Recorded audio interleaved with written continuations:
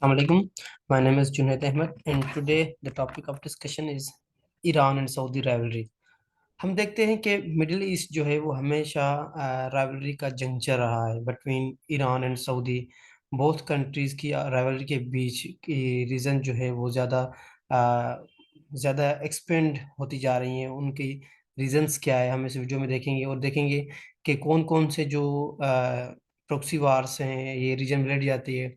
और लास्ट में जो इनका रिसेंट जो एग्रीमेंट हुआ है उसका इम्पेक्ट क्या पड़ेगा इनकी राइवलरी में। तो जो इनका एग्रीमेंट हुआ है उसकी हम अगले वीडियो में बात करेंगे, लेकिन इन दोनों के बीच में जो राइवलरी है हम उसके हवाले से आज डिस्कस करेंगे। तो हम देखें कि ईरान जो है वो हूती रिबेल्स को सपोर्ट करता है यमन में, महदी मलेशिया को सपोर्ट करता है इराक में, और हिजबुल्लाह को सपोर्ट करता है लेबनान में। और जो उनकी गवर्नमेंट्स हैं वो सपोर्टेड बाय है सऊदी अरबिया। और same case with Saudi Arabia जो है वो फ्री सीरियन आर्मी को सपोर्ट करता है, अल नुसरा रिबेल्स को सपोर्ट करता है, और उनकी जो गवर्नमेंट है वो ईरान के हाथ में। तो आखिरकार ये रीजंस क्या है इनकी प्रोक्सी वार्स की, और इनकी आपस में राइवलरी क्या है, तो हम आज इस वीडियो में ये देखेंगे। तो अगर सऊदी और ईरान की बात करें तो सबसे पहले इनकी जो राइवलरी आती है वो सेक्टरिज्म के बेस पे। इन दोनों कंट्रीज की जो एक रीजन है राइवलरी की वो है सेक्ट बेस। सऊदी जो है वो सुन्नी सेक्ट को प्रमोट करने की कोशिश करता है, और ईरान जो है वो शिया फेक्ट को जो है वो सेक्ट को प्रमोट करने की कोशिश करता है। ये जो है वो सिर्फ और सिर्फ 1979 की बात नहीं है, नबी करीम सल्लल्लाहु अलैहि वसल्लम के दौर से ही जो है ये चलता आ रहा प्रोसेस है। और इसको जो है फ्यूल्ड किया 1979 की रिवॉल्यूशन से, जिसमें आयतुल्लाह रुहुल्लाह खुमैनी का ये ड्रीम था कि जो ईरानियन रिवॉल्यूशन है उसको प्रमोट किया जाए टुवर्ड द मिडिल ईस्ट। सो इससे जो है वो सऊदी ट्रेड करता है, क्योंकि सऊदी की जो गवर्नमेंट है मोनार्क्स वो इससे खत्म हो जाएगी। सेकंड बात जो है वो है economic rivalry. Saudi and Iran both consider each other as economic competitors because both of these countries are rich in oil and hydrocarbons products.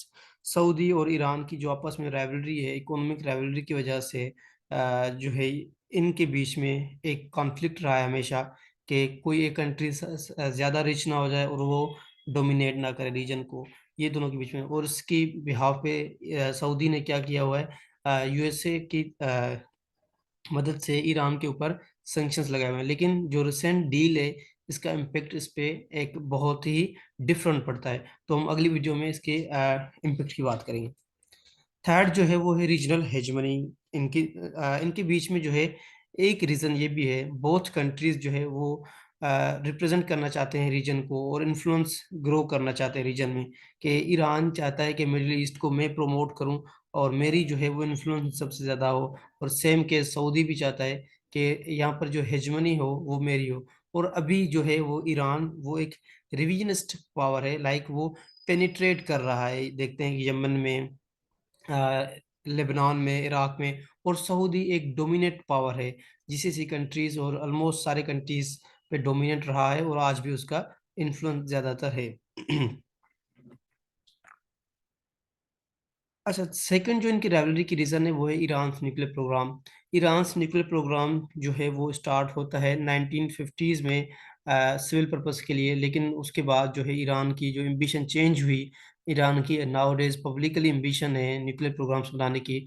उससे जो है वो सऊदी ज़्यादातर थ्रेट महसूस करता है, और इस थ्रेट की बिहाफ पे जो है वो ज़्यादातर अलाइज रखता आ रहा था यूएस के साथ, वेस्ट कंट्रीज के साथ। लेकिन नाउ डेज ये भी शिफ्ट हो रहे हैं टुवर्ड्स चाइना, और चाइना का जो इन्फ्लुएंस है वो ज़्यादातर ग्रो करता जा रहा है। लेकिन बहरहाल ये न्यूक्लियर प्रोग्राम ईरान का ये एक थ्रेट कंसीडर किया जाता है सऊदी के लिए।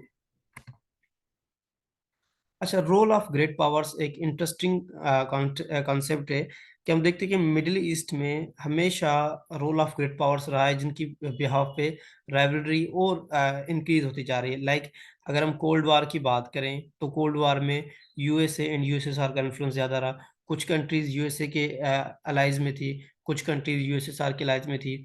और जो वो ग्रेट पावर्स थे वो अपनी सरजमीन पे तो लड़ाई नहीं लड़ते थे, लेकिन इन जगह पे जाके प्रॉक्सी वार्स लड़ते थे, और इनके बीच में राइवलरी जो थी वो इंक्रीज होती जाती थी।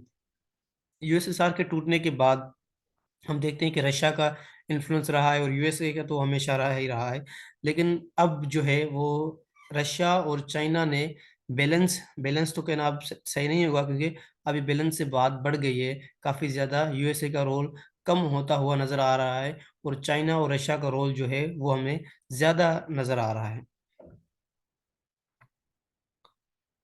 अच्छा, सेकंड जो कॉन्सेप्ट है इनके बीच में वो है रोल ऑफ सिविलाइज़ेशन।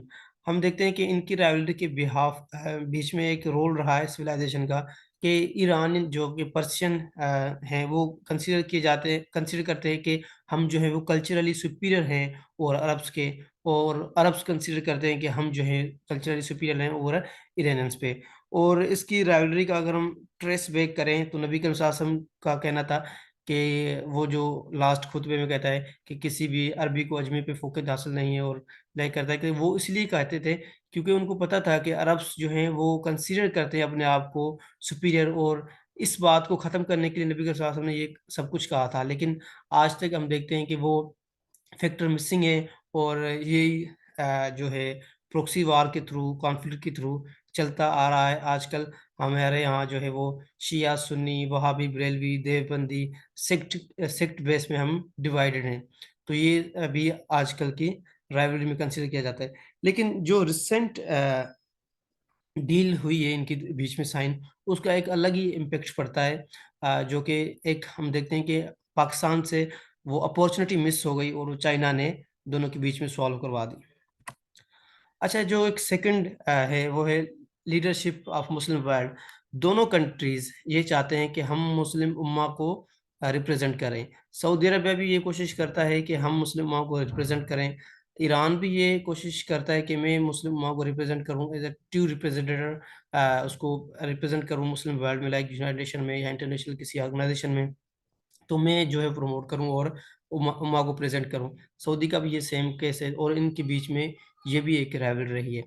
अच्छा, जो इनका रिसेंट एग्रीमेंट हुआ है, उनका इम्पैक्ट जो है वो काफ़ी ज़्यादा इन चीज़ों पे है, और इन चीज़ों को नेग्लेक्ट भी करता है। अगर ये रिसेंट एग्रीमेंट जो है वो प्रमोट होता है और दोनों कंट्रीज़ इसको वेलकम करती हैं, लाइक कि अभी तो ये सिर्फ़ सिक्योरिटी एडवाइज़र्स की तरफ से बात हुई थी, लेकिन इनको कंट्रीज़ अगर आगे लेके चलती हैं तो इनका इम्पैक्ट अगर इन राइवलरीज़ पे ख़त्म हो जाए, तो हम देखेंगे कि मुस्लिम उम्मा का दोबारा यूनाइट होने का जो है वो चांस हमें नज़र आता है। और अगर यूनाइट होंगी, तो सबसे ज़्यादा थ्रेट जो कंसीडर किया जाएगा, वो इज़राइल के लिए किया जाएगा, क्योंकि ईरान की फ्रॉम द डे फर्स्ट यही पॉलिसी रही है कि वो इज़राइल को मानता ही नहीं है। हालाँकि सऊदी अरबिया वाले को समहाउ रिलेशंस बने हुए हैं, लेकिन ईरान टोटली अपोज़ करता है। और वो उस डील से काफ़ी ज़्यादा खुश भी नहीं है। हमें देखने को मिला उसका जो था रिस्पॉन्स डील की तरफ से, और उसने यूएसए को काफ़ी ज़्यादा क्रिटिसाइज़ किया इस डील को लेके। तो ये डील है क्या? इसके बारे में एंड राइवलरीज़ पे के कैसे इम्पैक्ट पड़ेगा और मुस्लिम उम्मा के लिए कैसे ये एक अच्छी न्यूज़ है, वो सारी चीज़ें हम नेक्स्ट वीडियो में इंशाल्लाह कवर करेंगे। Thank you.